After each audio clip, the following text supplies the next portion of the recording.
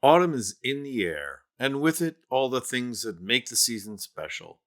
Apple picking, cider donuts, the fall color show, cider donuts, Friday night football games, Oktoberfest beer, cider donuts, Trump campaign stiffing municipalities and vendors. Oh, and by the way, it's now official that the people at Coachella were stranded because Trump didn't pay the bus company. Go figure. And of course, our favorite autumn ritual, Republican voter suppression tactics.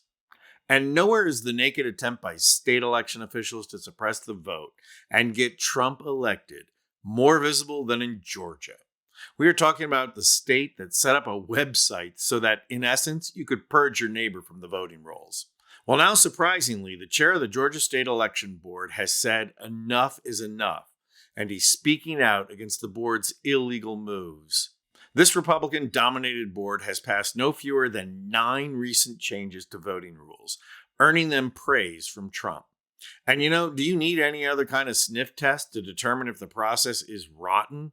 If Donald Trump is happy about it, then it must be as crooked as Trump's vendor payment history. The illegal changes are spearheaded by 3 Republican appointees, Rick Jafaris, Dr. Janice Johnston, and Janelle King. One of the first rules that they changed will now allow pro-Trump election officials in Georgia's 159 counties to arbitrarily refuse to certify election results. The purpose of that rule is clear: to throw the election into chaos and prevent the counting of the electoral vote in case Trump loses, which he will. Even more outrageous, the board voted to require hand counting of ballots in Georgia. Again, a chaos and confusion delay tactic that will prevent Georgia from being counted and certified in the Electoral College.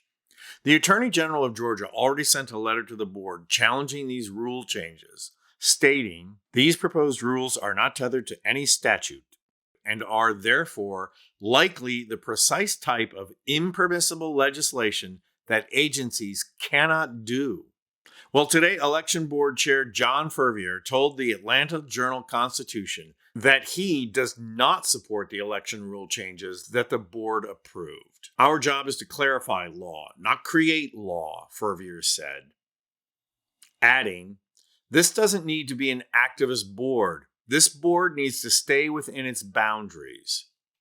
And he went on to call out the Trump partisans in particular by saying, "We all represent every voter in Georgia, and we should act like that."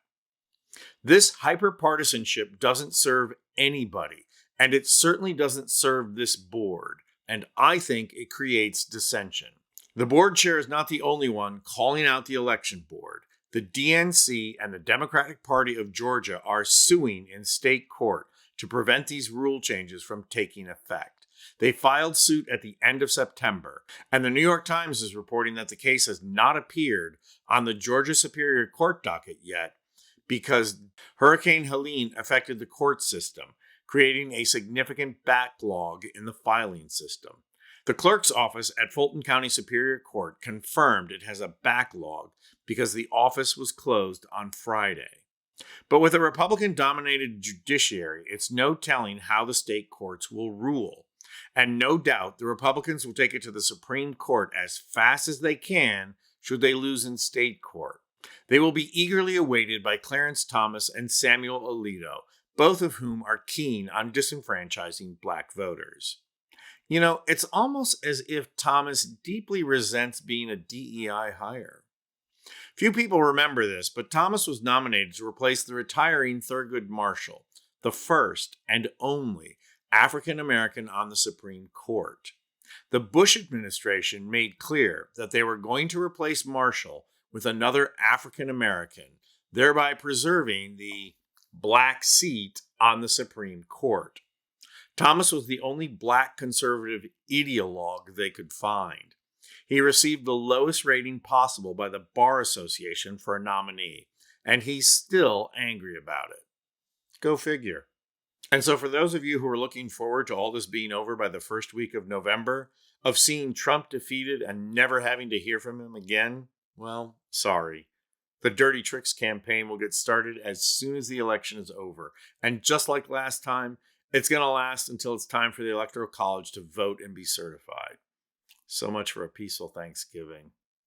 But the real question is going to be, where will Republicans like John Fervier, Brad Raffensperger, and national Republicans like Mitt Romney, where will they be when all this is taking place? Will they be taking on the Tom Cottons and Cancun cruises during this process? Or will they stay quiet and let the chaos ensue? There's no doubt Adam Kinzinger and Liz Cheney will stand up. But will the other Republicans who are quietly going to vote for Kamala Harris? I'm Anthony Vincent Gallo for Occupy Democrats.